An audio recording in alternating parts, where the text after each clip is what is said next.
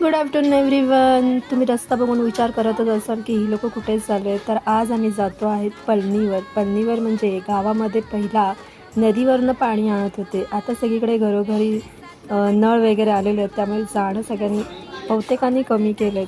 पण मला पाहायचं होतं की इथल्या गावची नदी कशी आहे आणि पाणी ही लोक पिण्याचं कुठून भरतात. तर मला दीक्षा घेऊन चालली आहे वाडीमधल्या त्या पळणीवरती, त्याला पळणी असं म्हणतात. रोडवरून मग गावातून मग ह्या जंगलातून आम्ही ही वाट काढत अगदी पायऱ्याचा तुम्ही बघितलात तर अगदी जुन्या काळातल्या ह्या पायऱ्या आहेत, वर्षानुवर्षं तशाच आहेत. अगदी म्हणजे नॅचरली आल्यासारखेच आहेत ते. तर ते चालताना भाईसाहब इतक्या लांब पाणी म्हणजे पूर्वी इतक्या लांबून पाणी भरत होते, म्हणजे हालत काय होत असतील.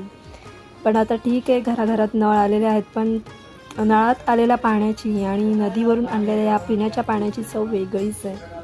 आणि ॲटमॉस्फिअर इतका सुंदर आहे ना, की जंगलातून आम्ही जाऊन पाणी तिथून घेऊन येणार आहोत. ही फिलिंगच वेगळी आहे. आणि हे झाड तुम्ही बघू शकता, इतकं डेंजर दिसतंय, पण ते इतकं जुनं आहे, पण सावली देणारं झाड आहे.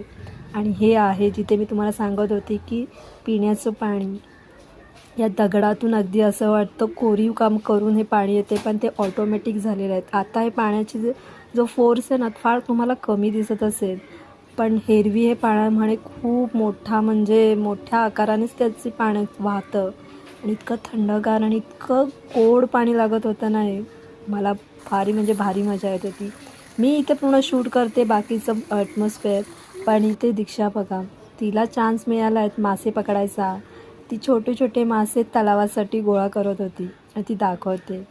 आणि हे इतकं छान वातावरणामध्ये अगदी थंडगार पाणी पिऊन आम्ही रिटर्न घरी निघालो. तुम्हाला हा व्लॉग कसा वाटला मला नक्की सांगा. तुम्हाला कशी वाटली पळणी?